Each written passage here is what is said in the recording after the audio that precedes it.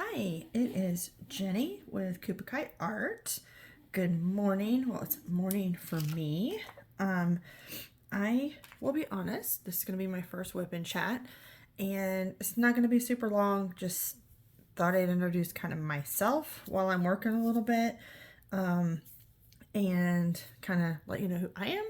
I am not doing this for like fanciness or anything like that. I have a little table tripod and my work cell phone for my dog training running the video. So yeah, it's pretty cheap, low budget, low school. Just I know I'm putting myself back out into the diamond painting community a little bit again. I've been diamond painting since 2019. So I kind of got into the community, left the community for a while, just did my diamond painting on my own, and now kind of getting myself back into the community. So, yeah. So hi, I'm Jenny. Yeah, my name is weird. It's Koopa Art. My husband came up with it many years ago for our small business, which we don't do anything with right now. He's a really good job that he likes, so we're not really doing anything with it. But Koopa stuck, and it's something a lot of people don't see or hear, so it kept us unique. So everything is Koopa. What I'm working on today is the one with the diamond art. This is my first piece of their work. My husband is a humongous Stitch fan and loves Star Wars and all that, so I thought this was kind of a perfect thing to do for him. I had tried a Diamond Dots one for him, and it was a square, and I really didn't like the square drills in it. So I think that's the only diamond painting I've ever fully, truly just given up on and chucked it. So I still have other Diamond Dots, and I'm not opposed to them. I think I need to stay with round Diamond Dots, though. I've got the Nebula Artistry putty in my single placer. And this is I've mentioned it before, this is a kind of more of a deep well metal tip. And so the putty goes really well in it. And then I've got Black Dahlia, the cucumber melon in my multi-placer. Oh, and the Nebula Artistry is watermelon, if you can see that. Of course, I got my YellowDog trays and my recently purchased personalized pour lid. I have this beautiful paw that my bestie gave me. Of course, I had to kind of augment that with some Star Wars, since this is kind of the theme. Let's see. I guess that's it. My release papers are paws from Crafts with Crashly right now. So I think that is all my goodies. I'm going to see if I can talk and diamond paint. I can when I'm talking to people on the phone, but how do I do when I am doing a whip and chat? Because this is all kind of new to me. So we will see how I do. No guarantees I'll be good at this, but we shall give it a shot. So a little bit about me. I just celebrated my 44th birthday. I love birthdays. They are a big thing to me. I think in part, my mom always made a big deal out of birthdays. We didn't have giant birthday parties, but she always made us feel incredibly special for our birthdays. And so I love birthdays. And then a little bit about me. Close people know this. It's not, I don't talk a whole lot about it because I don't want it to be like a pity party. Poor Jenny. Oh, by the way, I do multi-place, but today I am single placing this while I'm talking because I can do that a little easier than multi-placing and talking. Just kind of knowing myself a little bit. But so I have lupus. For those that don't know, it is an autoimmune disease. You cannot catch it from me. I had to say that a lot when I got diagnosed in the 90s because I grew up in the state of Indiana and the Ryan White story was obviously really big then, and people got terrified of anything autoimmune. So that kind of just naturally comes out of my mouth now. You can't get it from me. So my lupus, I got diagnosed in 1996 in January. I was 15 years old, and I, sorry, trash drill, my trash thing's way over there. I was a normal functioning 15-year-old, and I started having bad migraines, and it slowly progressed to where I was not functioning, and my family kept taking me to ER after ER. I was hallucinating, all kinds of crazy stuff, and finally found a doctor that said it was rheumatic fever or lupus.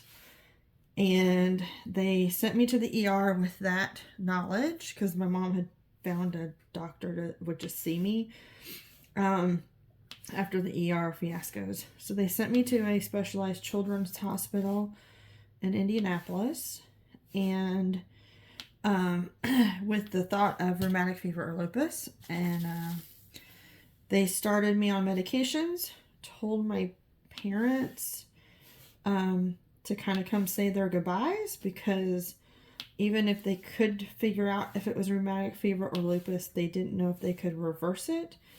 And my brain was slowly kind of destroying itself. So they figured that my brain would stop doing the functions for my body that my body needs. So telling my heart to beat and my lungs to breathe in air and that kind of stuff. So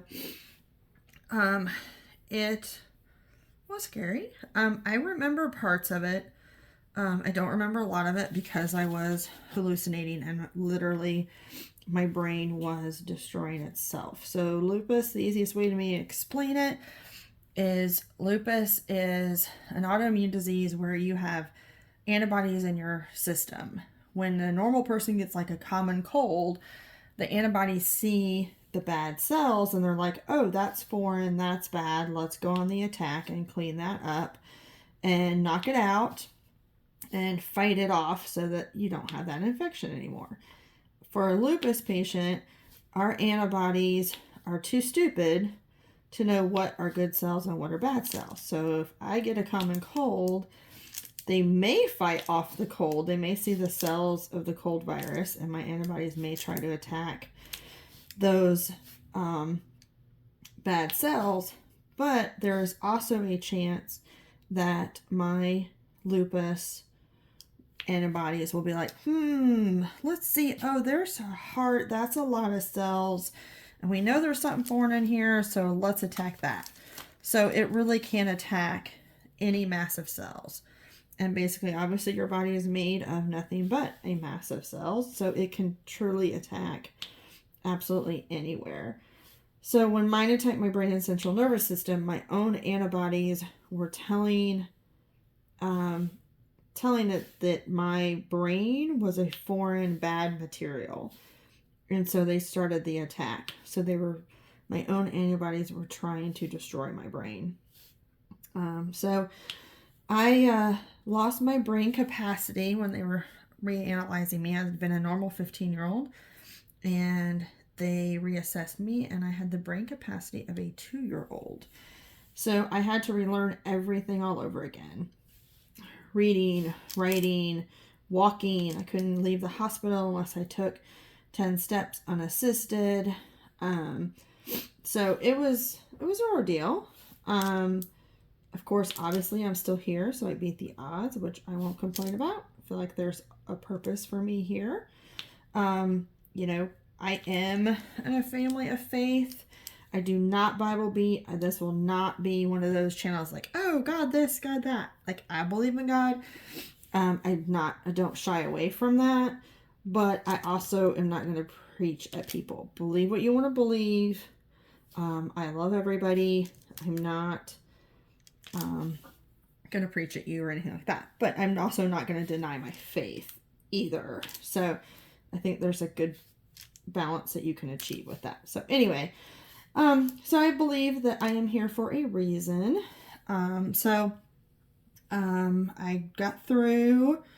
I did walk my 10 steps, obviously. And the doctor's like, okay, well, you can go home and you can just die peacefully at home because we don't know if any of this is going to work. And I kind of had this attitude like, no. Well, it took me a while. I admittedly was sad and depressed for a while. But I pulled out of that and I was like, okay, nope, I'm going to do this. And my grandma helped me and I relearned. I mean, went back to like the little kindergarten books, See, Spot, Run and stuff like that. So that was a trip. Learning how to hold a pen or pencil again. I mean, how to spell my own name.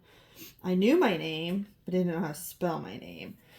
So, I did do that. Interestingly enough, I worked hard at it and stuff would come back. I mean, it's not, as I would start learning things, things would come back, some faster than others. So, I was able to actually graduate with my graduating class, which is fantastic. I couldn't believe that. But anyway, I did graduate from high school. I did go on to college. While I was in college, I moved from Indiana to the state of Georgia and was continuing my degree. I had a major in psychology, a minor in criminology. I didn't know what I was going to do, if I was going to do anything. My lupus had been relatively stable. And so I wasn't sure if I'd get to work or anything like that. But I was like, I'm going to get my degree. A lot of it was because they said I couldn't do it. So I was going to do it. And sure enough, I did get my degree. But in that process, I met my husband on a blind date. Well, now he's my husband. He obviously wasn't my husband then, but we met on a blind date, and we have been together ever since. That was in 2002. We got engaged in 2003. Is that right? No, we got engaged before the end of 2002. I think we both just knew, but we were going to wait to get married for at least a year. We wanted to be engaged for at least a year. And so we got engaged. I started not feeling good in mid 2003. And by July, August, I knew I was in trouble. Something really, really was not right in my body. I went to my lupus doctor.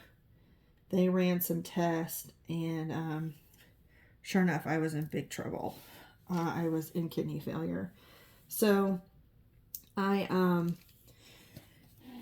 sorry, got distracted trying to find you.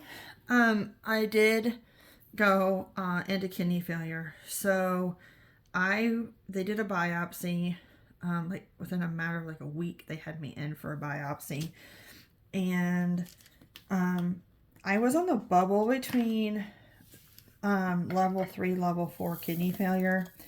And it was kind of experimental at the time, but it was a chemo drug that they could try. Otherwise, the doctor did tell me it would be a lifetime of dialysis and 1 to 2 transplants because I was so young. And of course that horrified me. So we were like, yeah, let's try the drug. Quite honestly, I didn't know the drug was chemo when I said yes. They just said it was an experimental IV drug. And then of course I get into the chemo center like, hey, you're here for your chemo. And I'm like, but yeah, it was a chemo drug, but it worked. I had to do once a month treatments. They were 12-hour days, once a month for 3 years.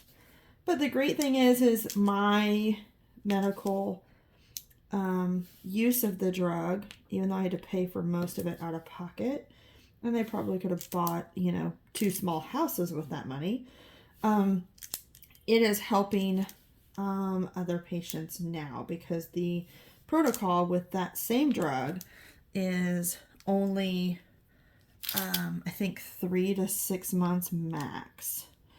And the treatments aren't as long of a day. So that's awesome. I'm glad I could contribute to maybe I helped make a difference for future lupus nephritis patients. So, but I am here. I do have both of my kidneys, and I'm doing pretty well, knock on wood, don't want to jinx it. So I'm pretty stable. I'm getting ready to actually have, I love when two stick together.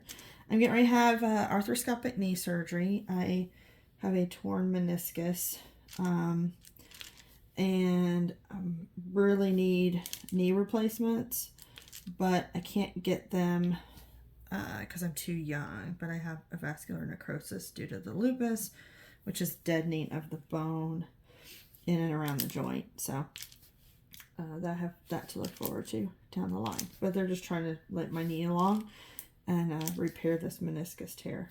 So that is coming up in July. I think I've referenced it some in some of my posts or things like that on Instagram. Let's see. So I'm just trying to kind of do an introduction of me. I don't want it to be this big sob story about lupus.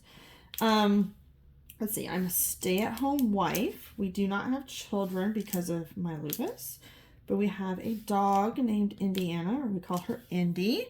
And she is my world and spoiled rotten.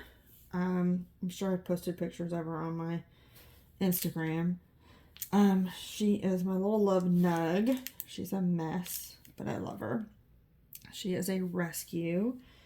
Let's see. And I do scent work with her. We did compete for a while.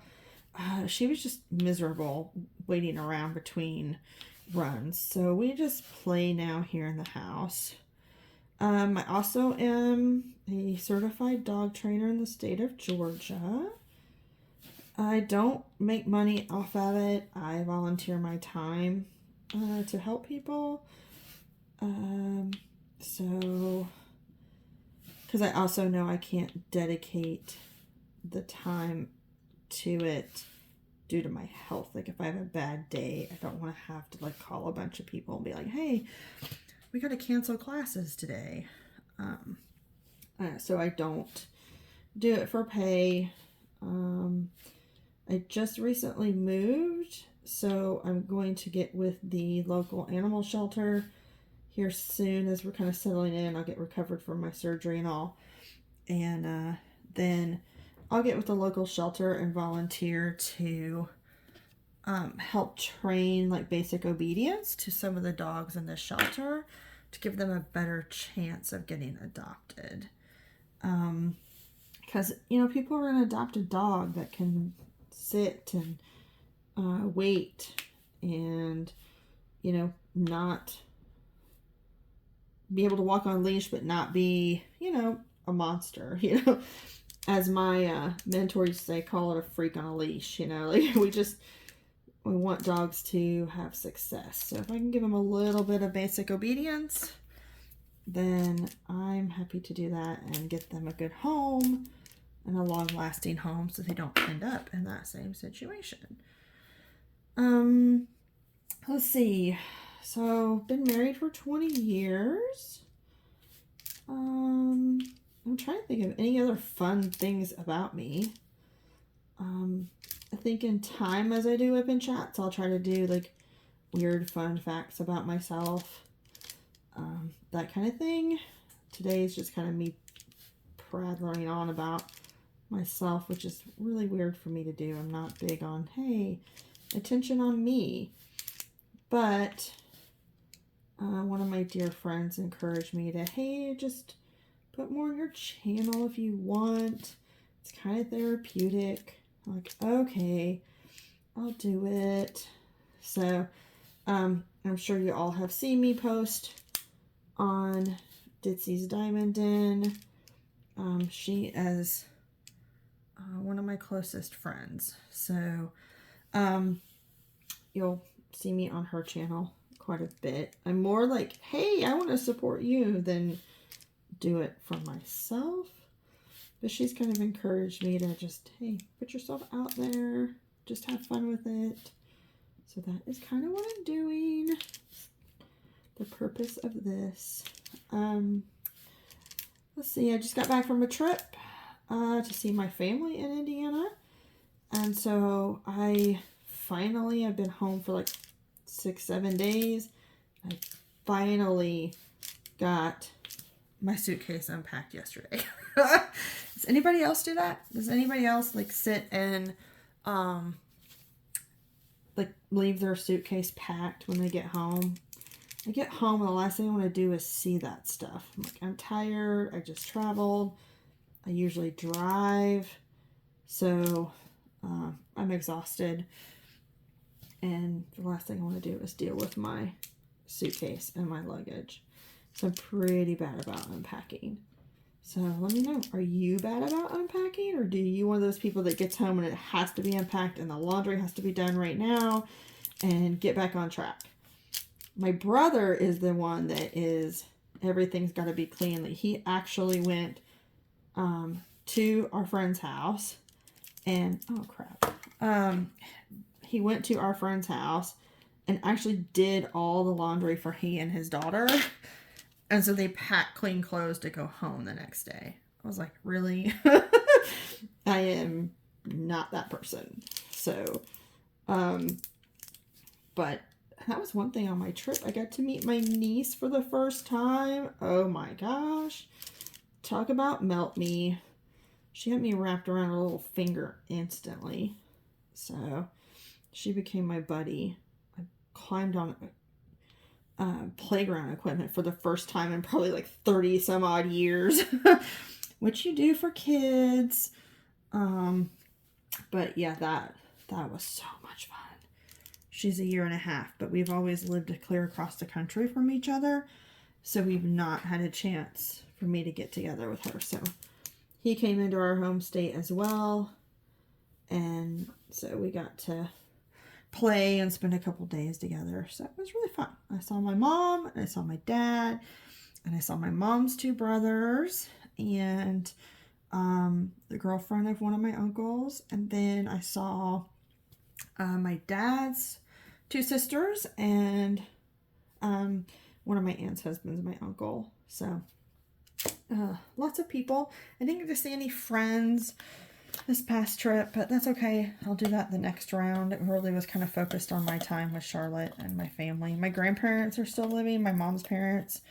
So they're in their 90s, and I really wanted to make sure I saw them because they're in their 90s. And that's getting, older. So we know forever is not, we're not guaranteed forever. So I want to enjoy them when I can. And my angle on my light is really weird. So I'm trying to decide what color I want to do next.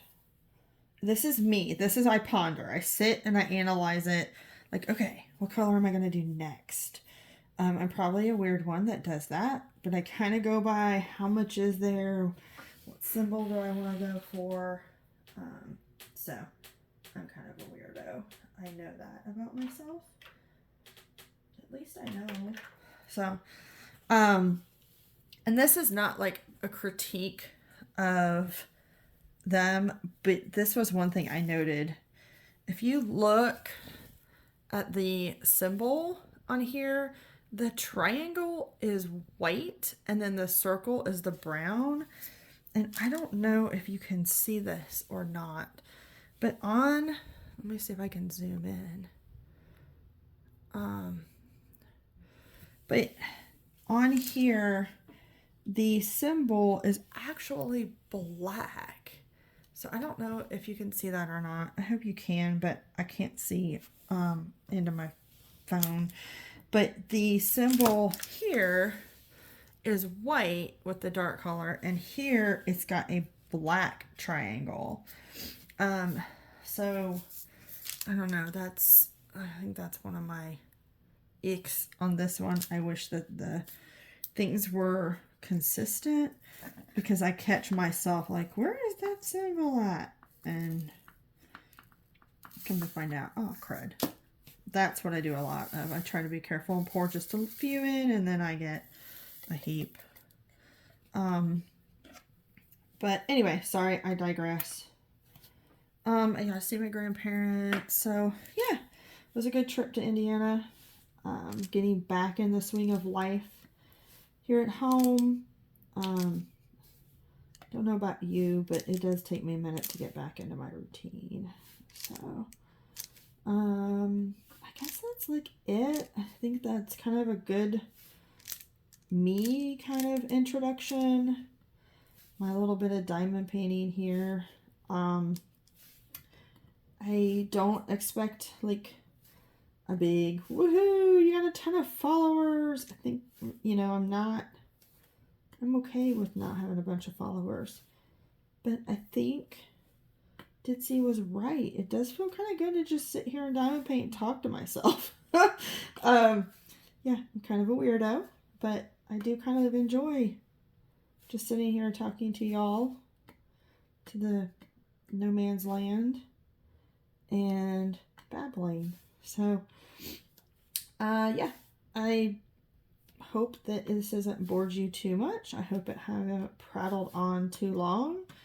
But I'm glad I could introduce myself, kind of do a formal, hey, this is Kupakai Art, this is Jenny, this is who I am.